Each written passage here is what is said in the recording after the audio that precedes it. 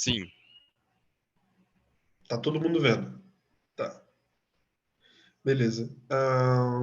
Então, essa pesquisa, ela iniciou sendo a minha iniciação científica, como eu disse. Ela foi finalizada, né? Tem foi uma iniciação científica que foi premiada, foi uma coisa assim que a gente achou muito legal, porque foi um tema curioso, né? Como eu tinha dito na primeira reunião que eu participei, eu faço parte de um grupo de pesquisa da UF, que se chama DataPS, que trata de pensamento social em dados.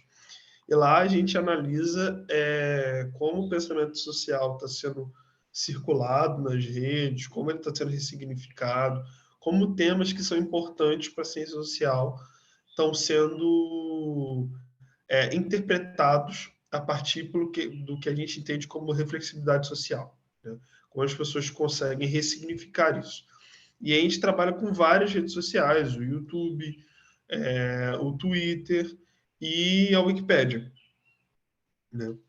E a minha pesquisa, ela se baseou na ideia do conservadorismo dentro da Wikipédia brasileira, né?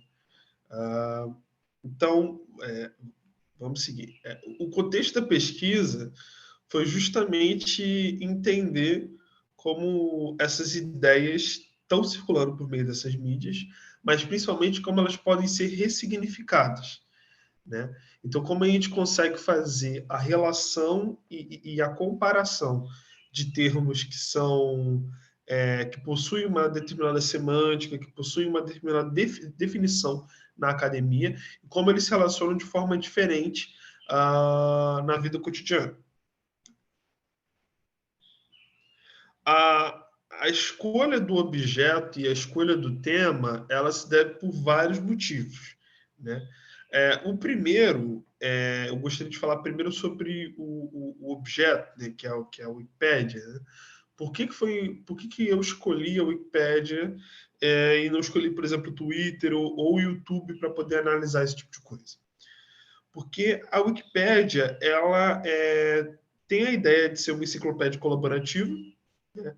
A ideia de ser uma rede social de conhecimento, e ela é construída de forma colaborativa, né? Então, os artigos são construídos, os editores, eles possuem um termo que é chamado de pro-consumers, né? Que eles são produtores e consumidores ao mesmo tempo, né? Aí vocês poderiam perguntar, mas isso também acontece no Twitter, isso também acontece no YouTube. A diferença é que a relação não é mediada por algoritmo, não é uma relação algorítmica, né? A produção e o consumo, ela se dá, obviamente, por viés, existe um viés, mas esse viés ele não é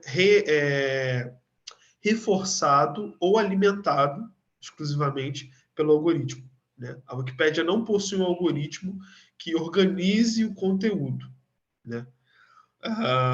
Isso é muito interessante, porque isso se relaciona com a ideia que o Ted Nelson, que foi um dos pioneiros da internet, o criador do hipertexto, da hipermídia, como ele imaginava a internet, como polos de produção e de consumo descentralizados, né, e colaborativos. As redes sociais que invertem, né, essa lógica, né? E tem algumas outras questões, né? A Wikipédia, por exemplo, a brasileira recebe uma média de 9 milhões de acessos diários. E isso eu estava analisando janeiro de 2021 a setembro de 2021, foi o período que a pesquisa foi tocada. E o tema do conservadorismo se deve por uma série de fatores. O primeiro, que eu acho que vale a pena destacar, é que a Wikipédia ela se tornou um palco de conflito narrativo, né? Os artigos e os verbetes eles são construídos de forma colaborativa, mas eles não são fixos. Eles vão sendo atualizados. Nunca existe um artigo finalizado, né? Sempre existe a noção de um constante movimento, uma constante alteração. E começou a ter muito conflito narrativo sobre como deveriam ser feitas as edições na Wikipédia, principalmente nas páginas que tinham a ver com temas relacionados ao conservadorismo, o que levou nos Estados Unidos, né, à construção da Conservapedia e da Metapedia, que é uma enciclopédia parecida com a Wiki, mas com algumas diferenças. A gente vai depois conversar um pouco melhor sobre essas diferenças, mas sobre a ótica da nova direita. Uma outra consideração de por que foi escolhido o tema do conservadorismo se vê aqui também pelos dados de visualizações no verbete conservadorismo. Aqui a gente está pegando do período do processo do impeachment da presidente Dilma Rousseff até as eleições de 2018 do Jair Bolsonaro, né? A gente vê que aqui a gente tem um pico grande em 2016 e a gente tem um pico maior do verbete de visualizações nas eleições de 2018. Aqui a gente vê as visualizações das páginas, as páginas mais visualizadas, né, e editadas em 2018. E a principal no Brasil foi a Jair Bolsonaro. Ela contou com mais de 6 milhões, mais de 6 milhões de visualizações, né? Teve mais edições, teve mais editores, né? E foi uma página de destaque. Para analisar qual foi a metodologia que eu usei nessa pesquisa. A metodologia foi análise de redes. A gente tratou de criar, a partir de algumas ferramentas do Digital Methods da Universidade de Amsterdã, a gente conseguiu pegar e agrupar, a partir de análise de redes, páginas que estavam referenciadas diretamente dentro do verbete de conservadorismo. Qual foi a ideia? Como não é mediado por algoritmo, a gente teve que ver as edições e as recomendações dos links e dos hiperlinks dentro do conteúdo. E a partir disso, a gente construiu uma rede. Essas redes, por conta de uma limitação computacional, ela foi uma rede de 1.849 nós, mas na época a gente conseguiu gerar uma rede de 500 mil nós, que significa que são 500 mil páginas sendo analisadas na Wikipédia, e depois de 90 mil páginas sendo atualizadas. Mas a gente teve algumas limitações computacionais, então a gente decidiu utilizar um método misto, né? A gente conseguir captar menos páginas e ter uma análise mais aprofundada sobre aquelas páginas, né? Sobre a noção de como a Wikipédia funciona, tem algumas coisas muito interessantes. Primeiro, a pesquisa foi dividida da seguinte forma. Primeiro, a gente fez uma separação bibliográfica para entender o que era a Wikipédia, para entender como essa ferramenta funcionava. E depois a gente fez uma análise bibliográfica do conservadorismo. Então, a gente primeiro entendeu como funcionava a ferramenta que a gente estava analisando, depois a gente foi entender o histórico da definição da tradição de pensamento conservadora e tentar relacionar isso com o que estava sendo produzido na Wikipédia. E a gente teve alguns resultados muito interessantes.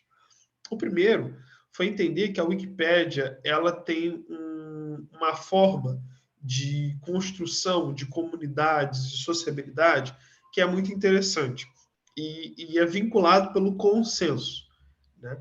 Mas o consenso das regras da ferramenta, não consenso de opiniões. Então, por exemplo, se um artigo ele é construído a partir da noção de verificabilidade. Então, não existe produção autoral na Wikipédia. Toda produção tem que ser uma produção referenciada. E você pode discordar do que foi posto ali, mas se não existir referências que fundamentem que o que está colocado na página deva ser substituído, se você não possui referências, suas alterações, suas requisições por alteração não vão ser atendidas pela comunidade.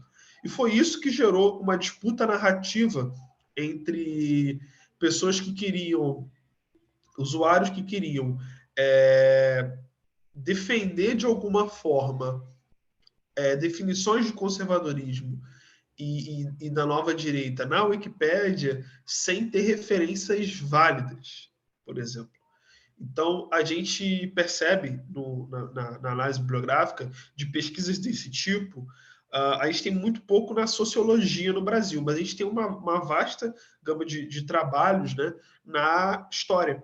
E tem a professora Juliana Louvain, da Unirio, ela fez uma pesquisa de extensão, que depois virou uma pesquisa maior, que era analisar como os verbetes da ditadura militar, da ditadura civil-militar no Brasil, eram construídas na Wikipédia. E a partir desse curso de extensão, ela ensinou os alunos dela, desse curso, a como construírem páginas na Wikipédia e, com certeza, como analisar aquilo.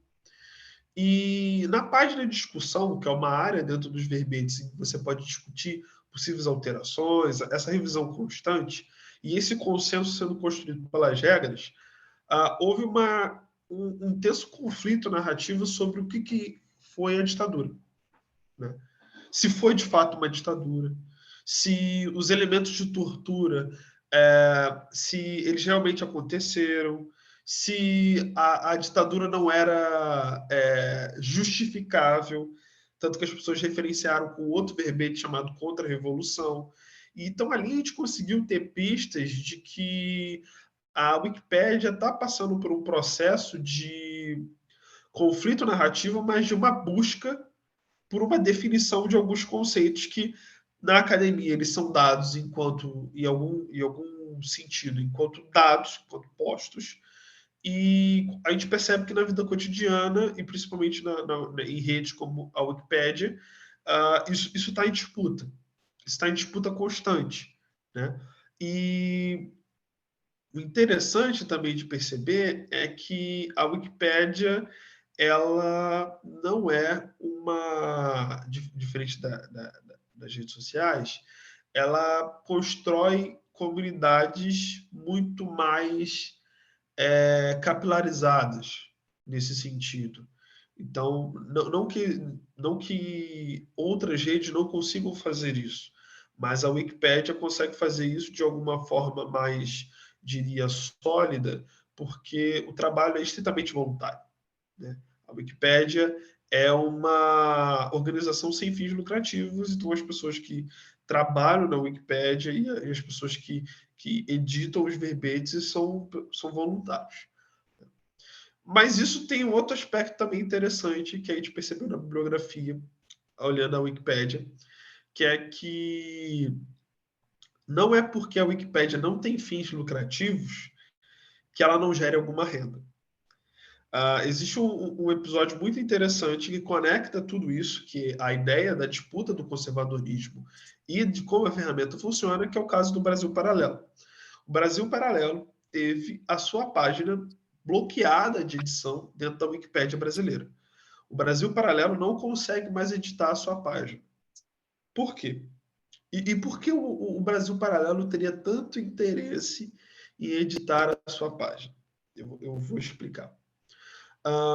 O Brasil Paralelo ele se definiu em 2015 que eles eram uma produtora de vídeos independente que falava sobre política, sobre temas políticos, e era uma produtora independente.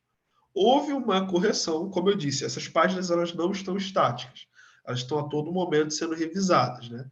São, digamos, verdades provisórias, por assim dizer, né? Então, houve uma edição no verbete do Brasil Paralelo, e nessa edição houveram dados, houveram referências. Então essa edição ela foi aprovada pela comunidade e foi publicada, né?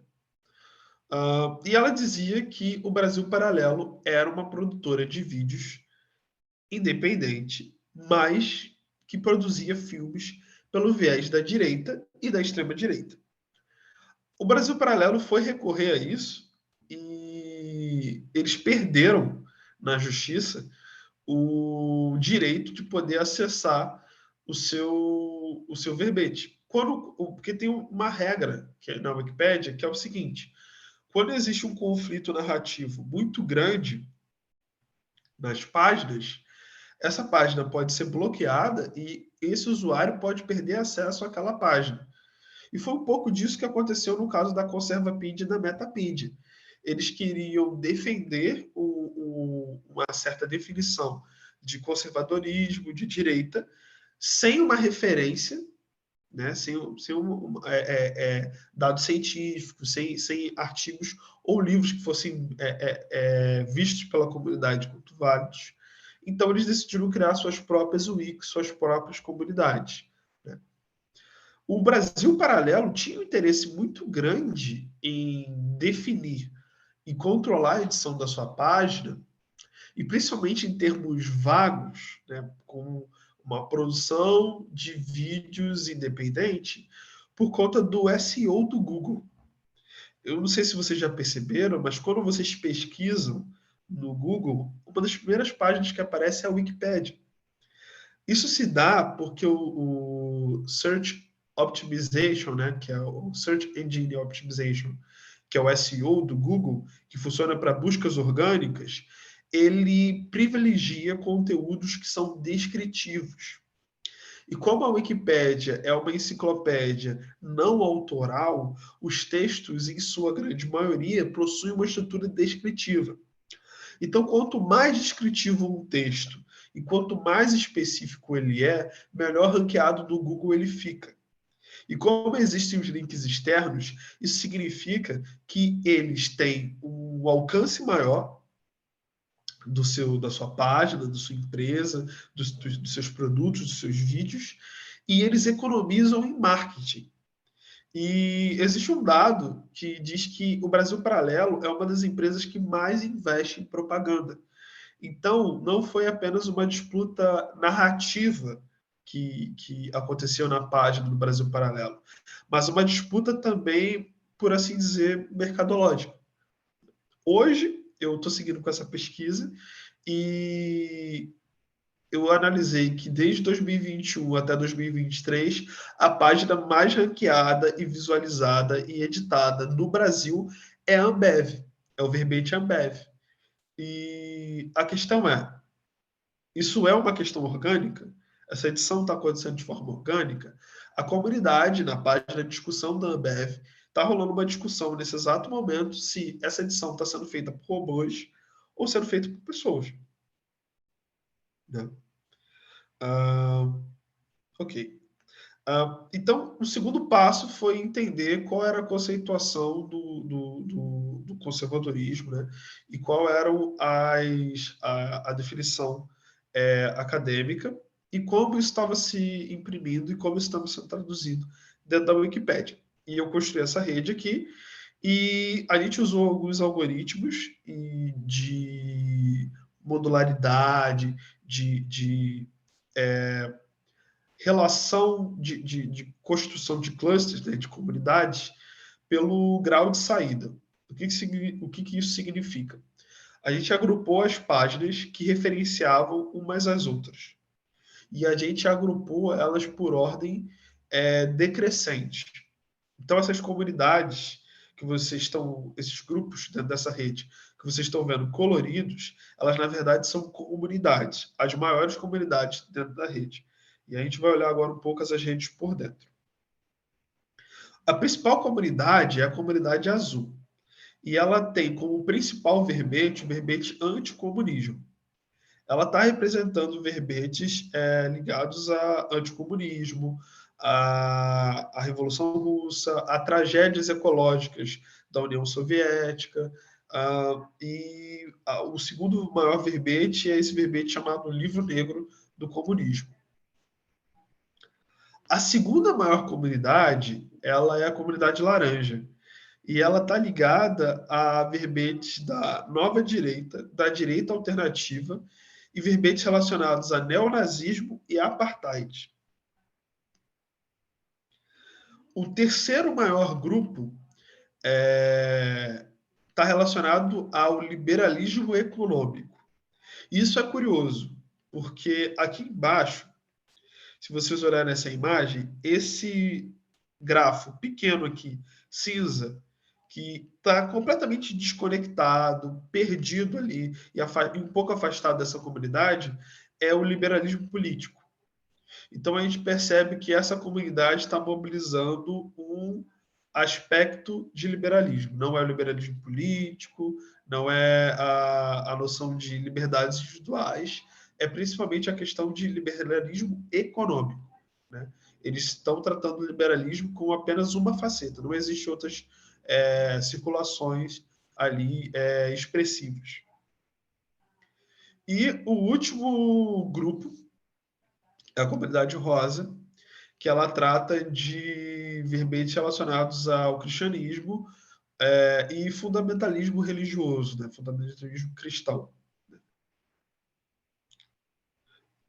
O que a gente percebeu nesses primeiros resultados da pesquisa é que existe uma relação na Wikipédia, um esforço que ele é multifacetário para tentar entender o que é a nova direita. É um esforço de compreensão do que seria esse conservadorismo. E uma coisa interessante é que é uma afirmação, não, uma busca de definição pela negação. Todos os verbetes dessas comunidades que foram analisados, que são expressivos, se a gente levar para a página de discussão, eles estão sempre referenciando a negação. Eles não afirmam nada. Então, existe ainda ali um esforço de compreensão, mas eles não chegaram ainda numa conclusão. Mas eles negam. Então, não é à toa que a principal comunidade e o principal verbete dessa rede de 1.800 nós, 1.800 páginas, é o verbete anticomunismo. Né? Ele captura, de certa forma, a Wikipédia, esse esforço da sociedade, que era de analisar um novo tipo de conservadorismo. O Bernardo Recupero ele fala sobre o Brasil e a América Latina, de uma forma geral, ter uma dificuldade de defender o conservadorismo no seu espaço territorial, por conta de que o conservadorismo que eles evocam é um conservadorismo moderno, mas que evoca um passado, e esse passado pode ser a colônia. Né? Então, existe um contrassenso em como você pode defender um conservadorismo moderno de instituições se você não é nacionalista nesse sentido. Né? Então, você percebe que a lista de autores conservadores também foi um elemento de grande disputa. Enquanto alguns estavam tratando da lista de autores conservadores, como José Bonifácio e Oliveira Viana e outros autores de outros períodos históricos do Brasil, existia, por exemplo, um esforço de colocar o Olavo de Carvalho como autor conservador. Um esforço, por exemplo, de colocar o Jair Bolsonaro enquanto liberal. Existia essa edição na página dele, que foi em 2018, que ele era retratado como liberal. Mais tarde, ele estava sendo retratado como conservador. Hoje, na página do Jair Bolsonaro, do verbete dele em inglês, ele é retratado como um conservador, mas antes ele era retratado enquanto um liberal. Então, existe esse esforço e essa disputa semântica. Agora, isso aqui foram elencados como os próximos passos que estão sendo tocados agora, que é análise dos verbetes via clique. Então, a gente está tentando entender como esses verbetes estão sendo relacionados, como essa comunidade, né, está sendo relacionada hoje pelos cliques, não só das páginas, mas pelos links externos. No caso, por exemplo, do Brasil Paralelo, tentar entender. Quando alguém acessa a página do Brasil Paralelo, ela, por exemplo, está vindo por uma dessas comunidades, que está circulando uma ideia. Estão tentando definir algum tipo de ideia, algum tipo de semântica sobre o conservadorismo. Né? E quais são os links externos? O que é importante ali que vai levar as pessoas para fora da ferramenta? Isso é uma análise interessante, porque os links principalmente nas páginas, como a gente viu nesse caso que eu trouxe do Brasil Paralelo, eles não são colocados à toa. Então, existe uma motivação. Qual é a motivação e o que esses links significam? A gente vai partir, já estamos fazendo esse trabalho, que é uma análise de conteúdo dos artigos. Tentar entender quais são os autores que estão sendo mobilizados, quais são as referências que estão sendo colocadas, porque eles não podem montar um artigo sem referências. Então, quais são as referências que estão sendo levantadas, né? Quais são os autores que estão sendo ali, de alguma forma, referenciados, né? Tentar investigar essas controvérsias entre os editores, por meio das páginas de discussão, e mapear principalmente as diferenças bibliográficas que eu disse, né, dos autores mobilizados. Existe um esforço também de tentar, de alguma forma, mapear como esse fenômeno acontece nas outras wikis, como a Conservapedia e a Metapedia, que são wikis, por exemplo, que você pode editar e construir um verbete sem ter uma referência, por exemplo. E eles têm cunho, por exemplo, extremamente antissemita. Eles marcam os autores que são judeus com a estrela de Davi. Então, isso é um esforço que a gente está tentando, para tentar entender como funciona a dinâmica, como eles se articulam nessas outras wikis, mas existe ainda um desafio, uma dificuldade, por serem redes diferentes da Wiki. Então, eles têm uma estrutura parecida com a Wiki, mas não exatamente igual. Né? A estrutura de como os verbetes são construídos, sim, mas como esses dados estão organizados, nem tanto. A Wiki, como eu disse, por exemplo, ela é uma fundação mantida pela Wikimedia, né? Wikimedia Foundation. E eles têm várias organizações que tratam de um aspecto da organização. Então, por exemplo, a Wikipedia tem a Wikidata, que é uma organização que auxilia a Wikipédia com um banco de dados e catalogando esses dados por categorias, pelos hiperlinks. Então, isso ajuda o nosso trabalho em conseguir mapear essa rede. Nas outras wikis, isso não necessariamente acontece. Então, existe esse desafio. Bom, gente, muito obrigado. Para maiores detalhes, os relatórios estão aqui. Nesses relatórios, existe uma discussão teórica sobre a compreensão do conservadorismo, como o conservadorismo se estabelece na Wikipédia, e uma leitura que eu faço sobre a definição do conservadorismo moderno, pensado, por exemplo, pelo Edmund Burke e todos os outros autores que vieram dessa tradição, e um contraste com a realidade brasileira e essas articulações da nova direita e esse esforço de compreensão na Wiki. Né? Lá tem mais detalhado sobre algumas hipóteses. Essa pesquisa é uma pesquisa que ainda está em andamento, é uma pesquisa que é o meu TCC, e agora a gente está partindo para análise de redes em inglês. A gente já está com mais de 7 mil páginas analisadas em inglês. É uma rede muito maior. Isso é também um desafio da Wikipédia, porque a Wikipédia ela está muito centralizada na língua inglesa. Isso também é um esforço da comunidade de poder expandir a construção da enciclopédia para outras línguas.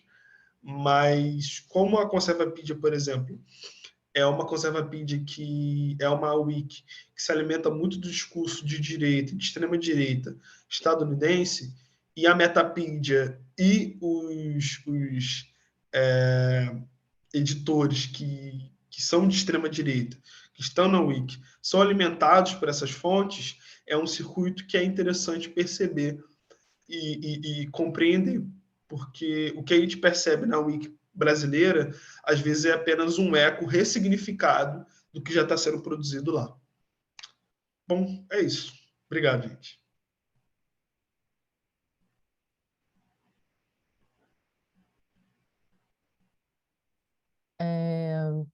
Nossa, obrigada, Alan.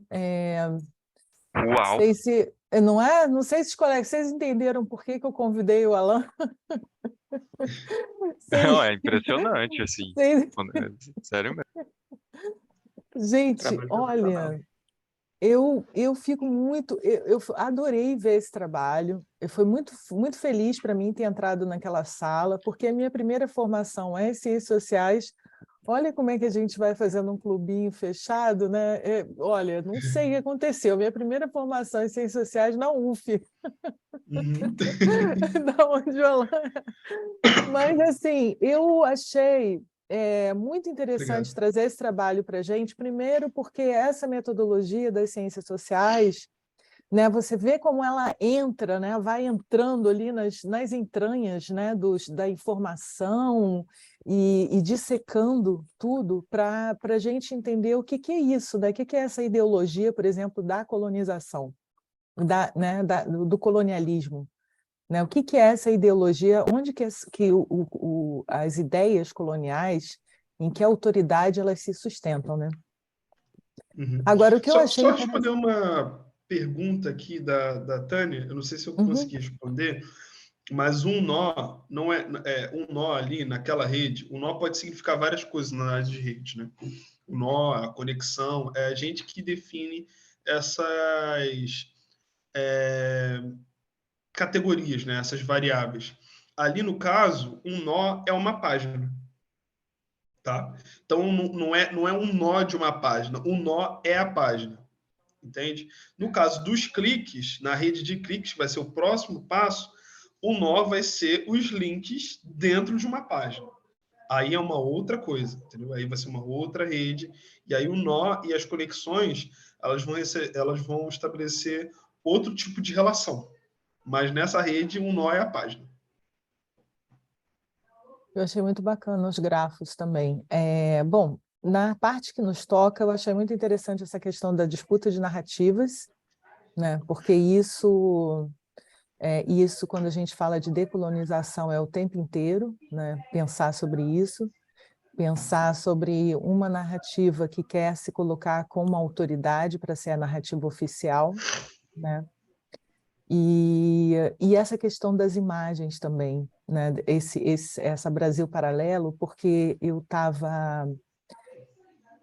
estou tentando resgatar, inclusive, porque quando eu estava lá na Universidade da Califórnia e estava a pandemia, eu assisti dentro de uma plataforma que era da biblioteca, eu assisti alguns documentários e alguns eu assistia de curiosidade mesmo, assim. Então, agora com essas questões que a gente fica pensando de decolonialidade, um dos documentários falava sobre como que a opinião pública ela foi manipulada tanto através de imagens, através do cinema, tanto para aceitar o nazismo, né? Aceitar, ter aquela coisa como também para a ditadura militar no Brasil.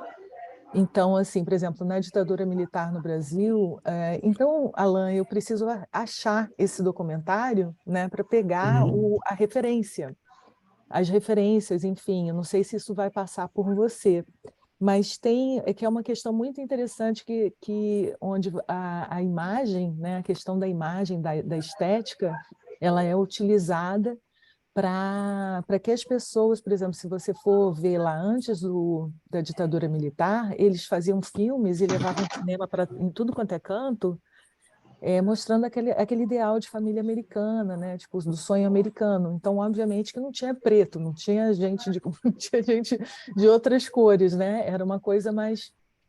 Mas, assim, todo esse ideário, né, que ele se sustenta. Então, eu achei muito interessante você trazer, né, vocês estarem vendo, porque aí a gente começa a pensar, inclusive a Tânia está aí, né, Tânia? Essa cultura do negacionismo, enquanto o Alan falava, eu pensei que é a cultura da depressão.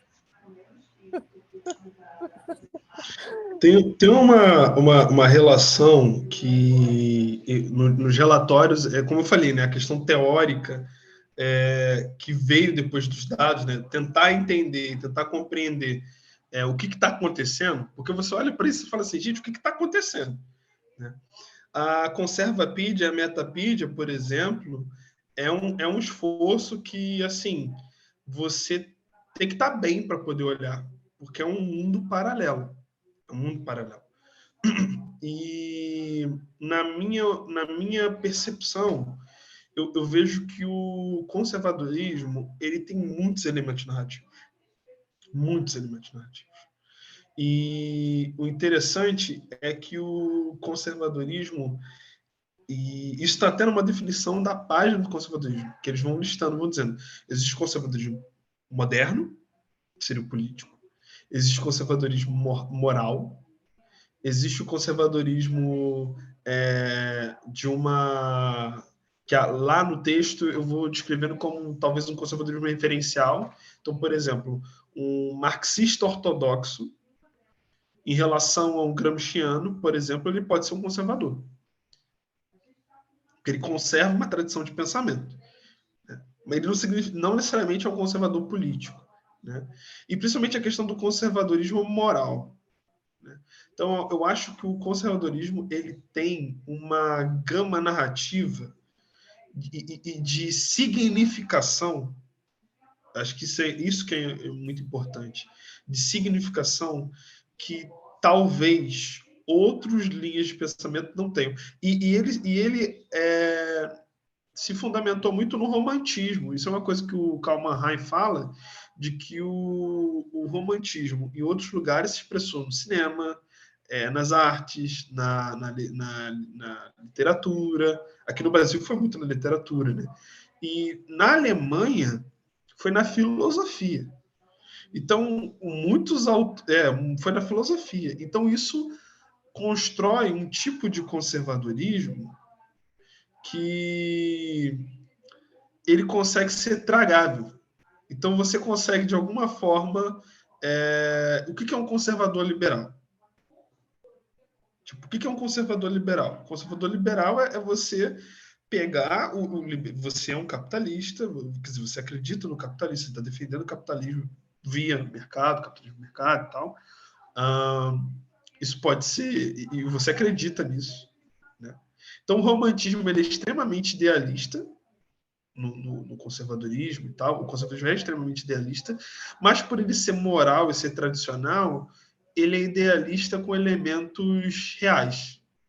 Então, por exemplo, e isso que eu acho que é a confusão semântica que a gente tem, porque eles trazem elementos que são reais da vida cotidiana, que as pessoas percebem, com idealismos, e aí a gente vai extrapolar para o negacionismo, a extrema-direita, o estilo da família americana, o sonho americano.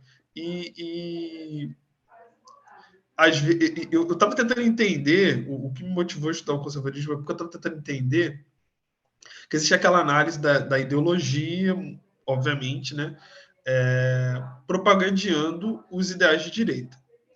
E analisando por um viés assim marxista, de olhando a realidade material, crise do capitalismo, tudo bem, isso faz sentido.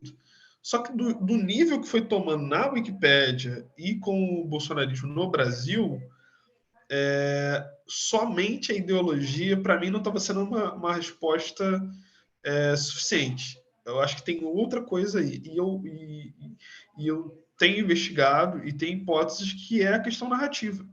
É de que o conservadorismo consegue construir uma narrativa que ela cria subjetividade. Ela cria subjetividade. E ela fundamenta a subjetividade. Né? E você não está... Quando é combatido ou quando é analisado, você não está falando com pessoas que apoiam o movimento. Você está falando com pessoas que são, de alguma forma, parte do movimento intimamente, na sua subjetividade. Né? E, enfim, é um debate muito interessante. Sim. Bruno, você quer falar alguma coisa? Essa parte, grava ela, que essa parte da narrativa e da criação de subjetividade, inclusive através de conteúdos imagéticos e tal, tem bastante a ver com a gente pensar decolonização, né? Como é que a gente faz uma contranarrativa, né? Olha, eu vi o trabalho dele, achei sensacional porque, assim, eu vivi isso. Eu estava nas redes nesse tempo que o bolsonarismo surgiu e eu vi essas correntes surgirem na minha frente, eu vi a galera falando assim, mas você tem que ler Edmund Burke, você tem que conhecer Michael Oakeshott, você tem que conhecer, sei lá, o Oakeshott, ou, deixa eu ver, deve ter alguns aqui na minha estante, o Rothbard, aquela galera bem encantada com o libertarianismo, e assim, no Facebook, no Instagram, no Twitter, enfim, e essas correntes, elas parecem que elas surgiram, tanto o libertarianismo, que vai dali uma ideia de liberalismo, e aí vai as escolas que vão surgir no Brasil no tempo que a escola austríaca, o Instituto Mises Brasil, né, surge com Hélio Beltrão e aquela galera ali. Então, assim, o teu trabalho me pareceu que você fez um trabalho muito parecido com o que a Hannah Arendt fez ali no Origens do Totalitarismo, né, que é mostrar bem assim, origens do bolsonarismo, como se constrói um Bolsonaro no Brasil. Porque era interessante que a galera mais liberal, eles compravam o Bolsonaro, porque o Bolsonaro apareceu uma vez com um livro do Mises que se chama As 6 Lições na mão, e tirou uma foto com ele. E tirou uma foto com o Mises e com outro que se chama do Frederic de Bastiat, que se chama Lei, que são livros do libertarianismo. E aí falaram assim, nossa, esse cara é liberal. E assim, a galera que era mais liberal comprou muito rápido essa ideia, essa narrativa. E aí vinha outra galera lá mais tradicionalista, com a ideia de Padre Paulo Ricardo, católico tradicional, e essa galera, o Padre Paulo já fazendo uma propaganda anticomunista, vendendo ali no site dele, e aí a galera cristã, católica tradicional já comprou a narrativa também. Aí vem uma outra galera ali, o Olavo de Carvalho, indicando Edmund Burke, e uma literatura enorme, e aí já compraram o Olavo também, com uma ideia de conservadorismo. E aí você vai construindo esse imaginário, esse ideal, que é estético. É uma coisa que a Erika Hilton fala que é muito interessante, é que a crise no Brasil ela é estética, a crise política, porque é mesmo, porque quando a gente consegue criar imaginários, a gente consegue se identificar e criar subjetividade. Então, realmente o conservadorismo, não só o conservadorismo, mas o bolsonarismo, o reacionarismo e todas essas forças complexas que vão surgindo, porque do teu trabalho dá de ver realmente o que é o bolsonarismo, ele não é uma coalizão única, ele é uma força que emerge de várias raízes, né? Vários rizomas, você estava falando leuzianamente, né? São vários rizomas que chegam no mesmo buraco ali que é o Bolsonaro, ou no fascismo, ou na ideia de reacionarismo. Mas é muito interessante isso, porque você vê como isso deságua e como essas narrativas elas vão criando identificação cada vez maior e mais. Enfim, é sensacional, eu adorei. Valeu, obrigado.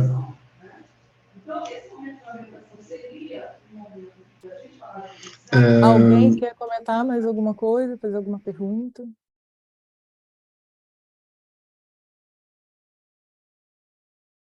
Bom, a gente está meio... Alan, você quer comentar alguma coisa para a gente fechar? Sim, e isso que ele falou, que o Bruno falou, é total, sabe? Eu estou lendo bastante porque a ideia é tentar compreender todo esse fenômeno, né? Para um autor tem um conceito interessante, que é o Jeffrey Alexander, que ele fala da sociologia cultural, e ele fala sobre a vida social enquanto uma performance social. E ele usa bastante analogia com o teatro. Você vai mobilizando uma audiência e aí você tem que agir de acordo com o personagem que foi criado, o personagem que foi imaginado. Né? Então, se a gente pensar, por exemplo, o Bolsonaro, quando ele é vendido como liberal, que você está falando aí, que tem o Paulo Guedes, né? Ele é vendido como o anticorrupção, porque tem o Sérgio Moro. Aí quando o Sérgio Moro sai, por exemplo, você tem um choque nessa questão. Como assim? O que está acontecendo? Né? Então, tipo assim, existe algum ruído ali de comunicação. Então, eu acho que é muito essa questão, você falou do Deleuze, e eu acho que está na noção de desejo. Eu acho que a gente precisa analisar essa questão de comunicação, da produção de desejo, e não deixar de lado também as questões econômicas, políticas e sociais, né? Eu acho que tudo isso conversa de alguma forma. E eles conseguiram mobilizar isso muito bem. Não à toa que, enfim, conseguiram o que conseguiram.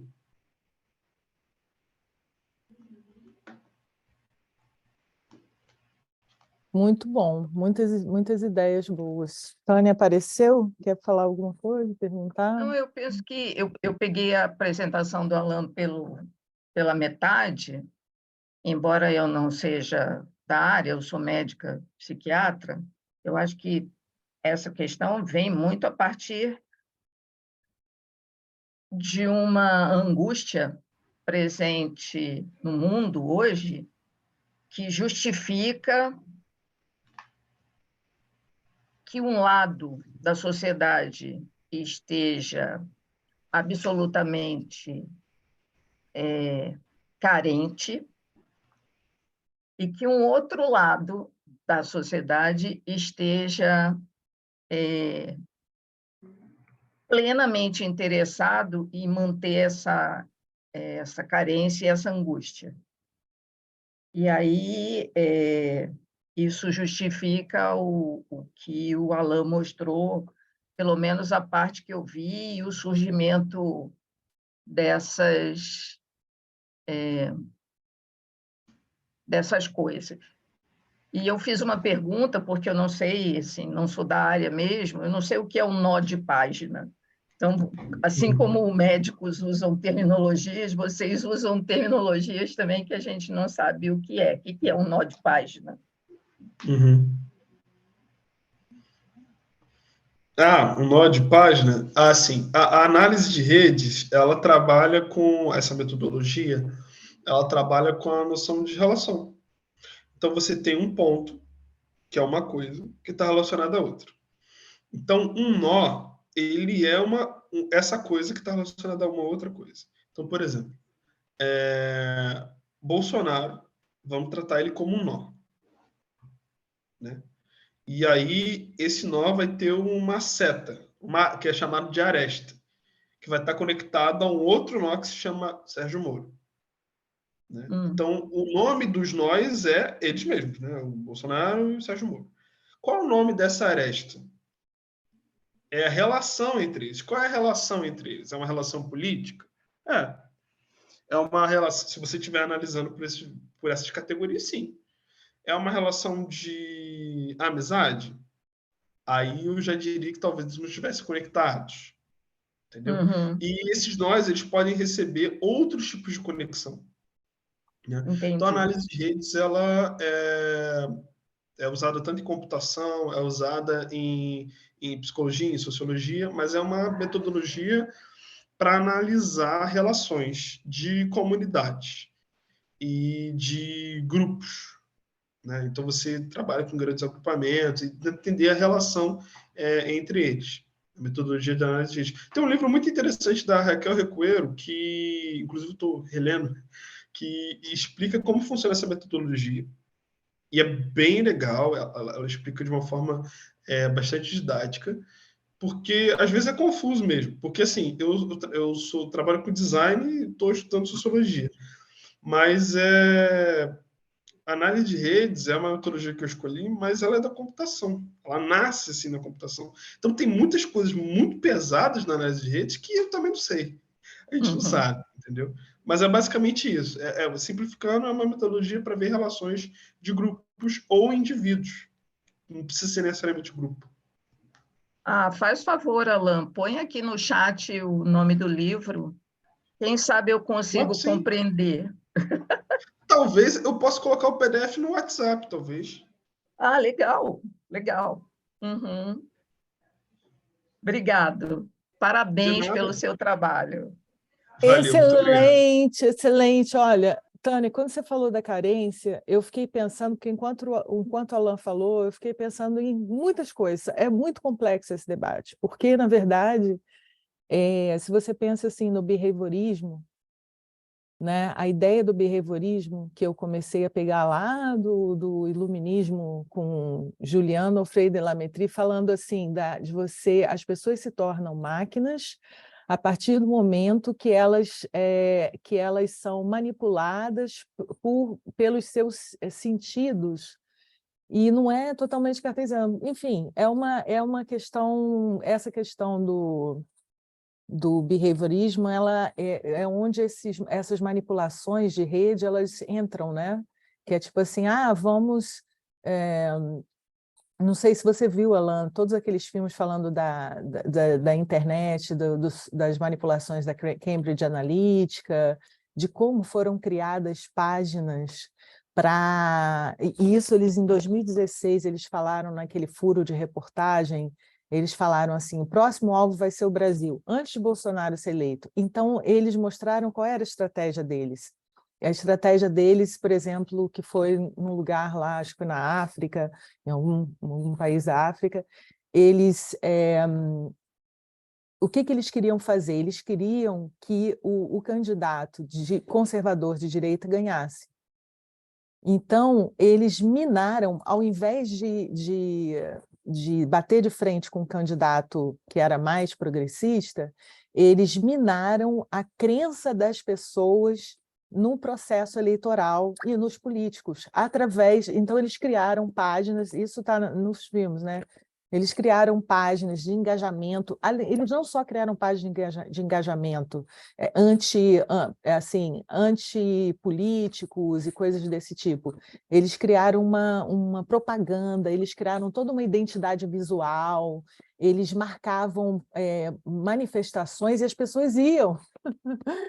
Então, é mais, assim, por um lado, manter as pessoas, né? Se você fosse pensar no marxismo tradicional, assim, manter as pessoas na pobreza é uma maneira de manipular, né, as massas, mas não é só isso. Na verdade, a gente está tendo uma manipulação no lado psíquico, né? Com certeza.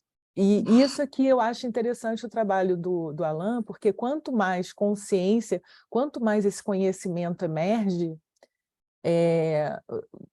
assim, a gente, sabe, você vai ampliando a consciência, né? Você vai ampliando o conhecimento coletivo.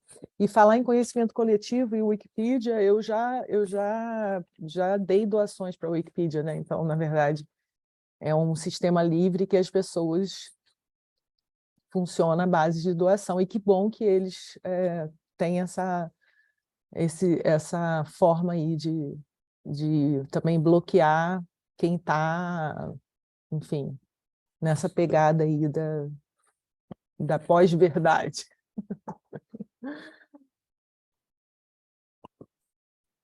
Então, olha, foi muito, muito produtivo, muito bacana esse trabalho. Então, a gente vai se comunicando, né?